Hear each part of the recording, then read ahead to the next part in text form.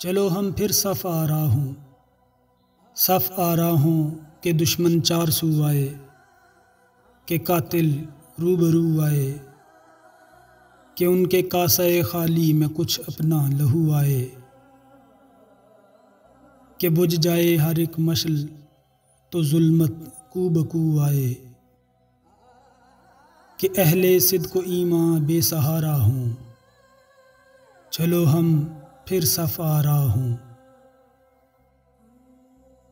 صف آ رہا ہوں کہ پہلے بھی ستم ایجاد آئے تھے، نشان ظلم اٹھائے تھے، لہو سے تربتر خنجر قباؤں میں چھپائے تھے، ہوس کی تند آندھی نے دیے کیا کیا بجھائے تھے،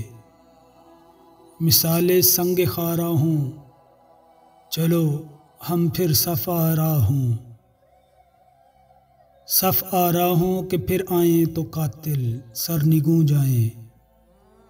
پشیمانوں زبوں جائیں، گنوا کر اپنے جسم و جاں، بہا کر اپنا خون جائیں، عدو صفاک ارادوں سے اگر آئیں تو یوں جائیں، کہ شرمندہ دوبارہ ہوں، چلو ہم پھر صف آ رہا ہوں۔